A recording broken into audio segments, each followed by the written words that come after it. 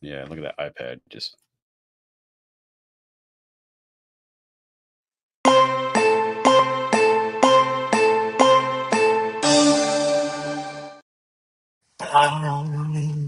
Zach, let's go.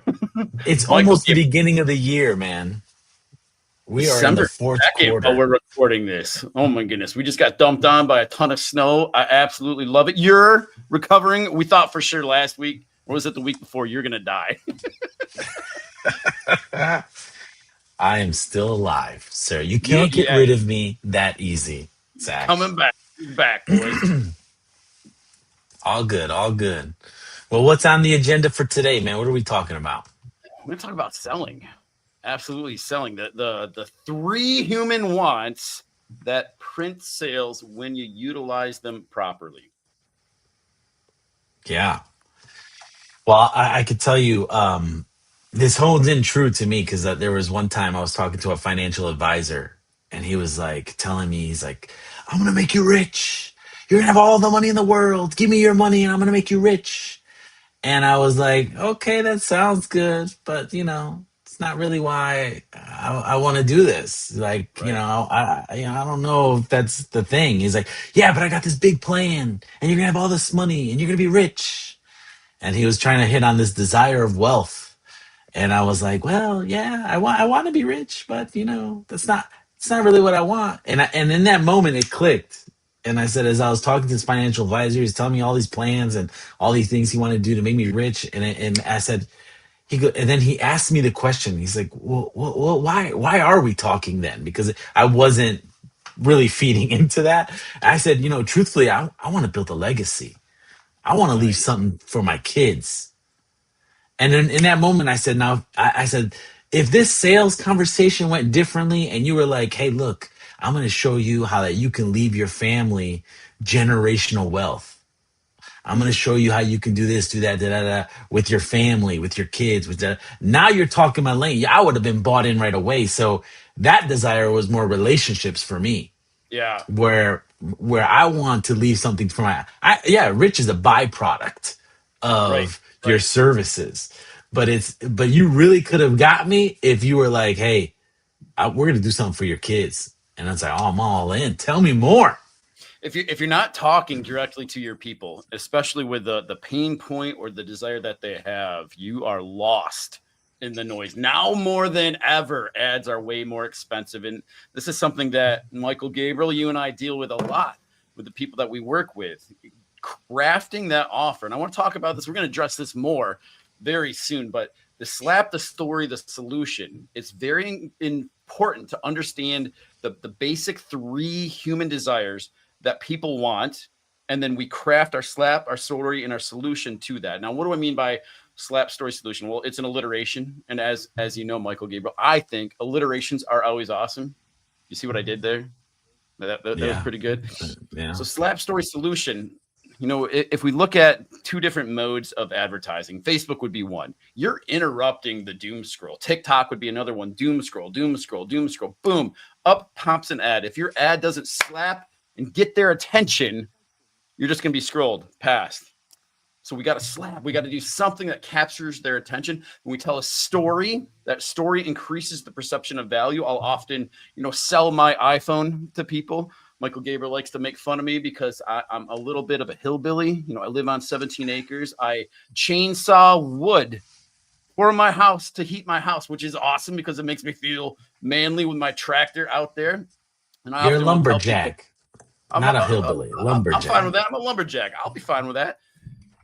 I drop my phone out there all the time because I'm listening to audiobooks and it falls and gets run over by the tractor. And so I'll sell my phone to these people, and I'm like, this is a $1,200 iPhone. Would you pay me $1,200? Absolutely not. Would you pay me $1,000? Absolutely not. Would you pay me $500? Absolutely not. But then I say, well, I do have, and I'm stealing this from Russell Brunson. I do have Russell Brunson's contact in there. And if you message him, he'll answer. And I have all these other people in here, and I have all these different systems and tools that we use to help people scale dramatically quick. Would you pay me $1,000? Absolutely. Would you pay me $2,000? Absolutely. Right. So that story, nothing changed about the phone that's been dropped and driven over by the tractor, but the story increases the perception of value. The slap gets their attention. The story increases the perception of value. And then we have our solution. What's the thing that we're offering? And if these things aren't done right, especially in this market that we're dealing with, like expensive ads, you're just going to waste money. Now, if you throw enough crap at the wall, eventually something's going to stick. But if we understand the human wants, the things that will print sales, health, wealth, and relationships, those three core categories, you can like cut in line and really get closer to being successful, having a positive ROAS or return on investment with that, if you understand the core.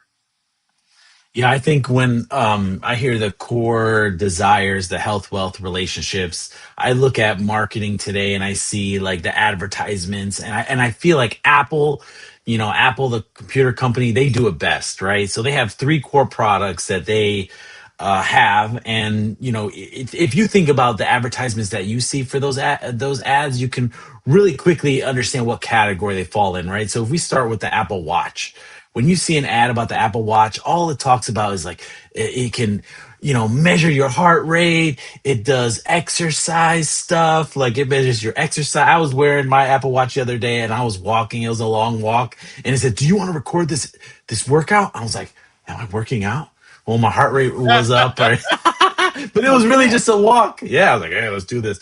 So when they advertise their watch, they're advertising it for a health desire. It's all about health. Now that watch can take phone calls, it can, text message, it can do a whole bunch of stuff, which, can fall into the other categories, but they really focus on the health part.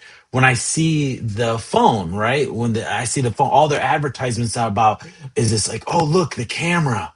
This new camera could take these pictures of these moments and life and people and FaceTime and all of this. So they're honing in on the relationship side of things.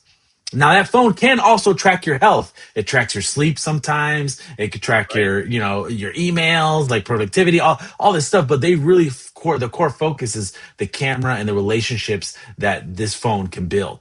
And then the iPad, these new iPads now, they're like, man, this is more than just an iPad, right? Productivity, Adobe design, emails, Outlook. It's showing you all these things, which is more of a wealth desire, because if I can be more productive, I can make more money. So And I want to jump in just super quick. It's something that you're saying. So we talked about the Apple Watch, we talked about the iPhone, we talked about the iPad. All these things, they're selling to a different, what do we want to call it? A different human desire. Yep. None of them have been innovated in the last 10, 15 years. They're all basically the same, slightly better camera, slightly longer battery, a little bit faster processor. Yet Apple is $1 trillion company. They understand marketing like nobody else. They have not innovated. And I got the iPad, I got the iPhone, I got the Apple Watch. I'm talking to you on a Mac. I'm surrounded by Apple products, but they don't innovate. You know what they know how to do is they know how to address 3 core desires, and they do it in a beautiful way. Yeah, absolutely. And I think if you don't get your messaging right, which that's what really we're talking about right now, these core desires is really about how do you connect very quickly with them. You lose someone right away. Just like the story I told earlier, where it was like, if you would have hit me with the right desire, I am in from the beginning. But because you didn't, you lose me right away. And in this crowd of noise, like you were talking about, like we only have seconds, like milliseconds to get people's attention. And if you hit that the right way with the right, if you call it the slap, if you call it the hook, you want to call it the core desire, whatever you want to call it, when you hit that right away, that's how you then get them to listen to the story. Yeah, totally.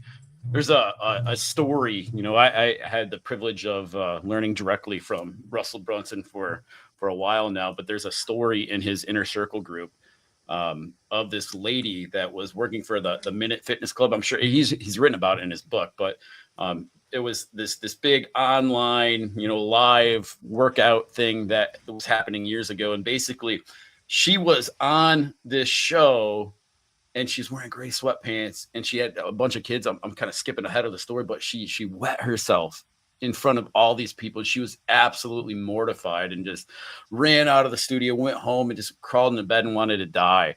That is such a powerful thing when something like that happens. You can focus on the pain, or you can focus on the solution there, the problem or the solution. And she focused on the solution because she didn't want to live her life this way.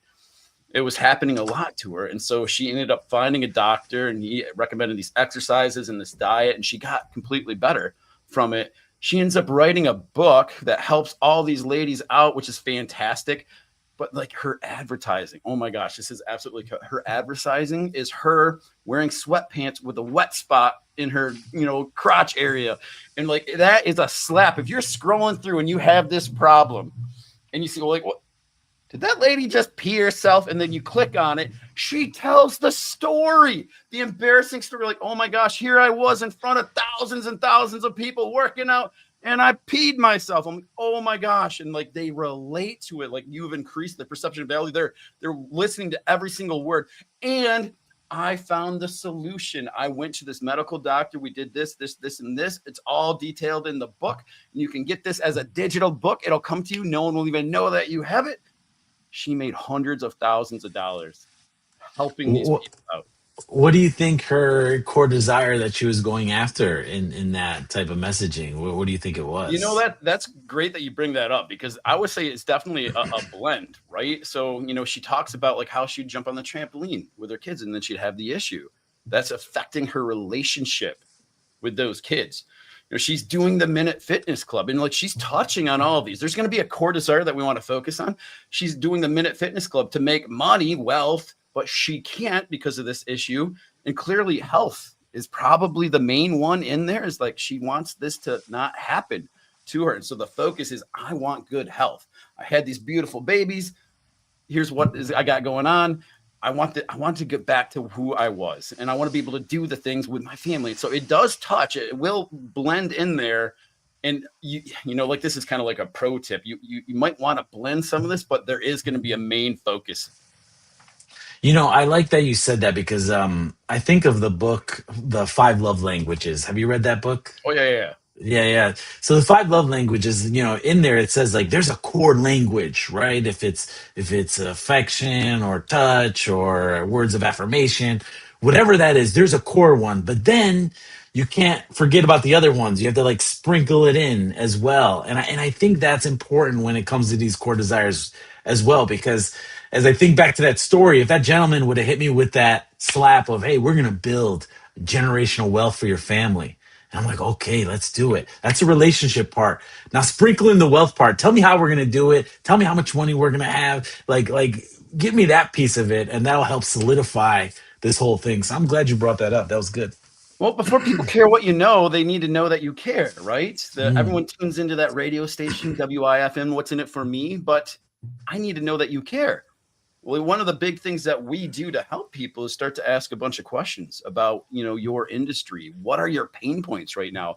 It's kind of a funny segue on that. Is like, a lot of the contractors that we're working with, their big issue isn't, Zach, I need more business. In fact, the well guy that I was just talking to, he's like, I was referring business to my competitors left and right all summer. I'm doing right now. We're in a drought area. We had to dig deeper. I just don't have the time. You know what my big issue is, Zach? I can't find good help. I would print money if I could find good help, and I'm not poking at some people. I mean, I'm poking at some people. They don't show up to time. They're on their phone. They quit after like 3 days. He just wants solid people that are willing to work, and then he would blow up his business. And so, as a person that does care about my people, was it Zig Ziglar? I love this Zig Ziglarism. If you help enough other people get what they want, you're going to get what you want. Serving other people, a very Christian principle. Love that part. If I care enough to ask him about his problem, and it's the lack of help, I can then help solve that problem. And it's something that we help do. You staff the right people, you can scale. absolutely. Well, look, I think this is great. So if you guys are trying to figure out messaging, you have to think about what is the real desire that these people want, and you lead with that, and you can sprinkle in all the other desires, because again, I look at Apple and I feel like, man, they're doing it right. So make sure you guys focus on exactly what people want. That'll create a fast connection, and then you'll be able to get them to continue on with your story. I love it. And if they want more help, Michael, where do they go? they go to CruxLocal.com. CruxLocal.com. And we'd be more than happy to help you out. We specialize really turning local businesses into legendary businesses, and we've done this across many fields. Be more than happy to do a free 90 free assessment on your business. Absolutely. And I think what you can do in the comments is if you think you know what the core desire is in your business of that you're hitting, type it in the comments. Put health, wealth, or relationships. And if you want, give a brief snippet. We would love to see what that looks like. Yeah, totally. All right. See you next time. See you, everybody.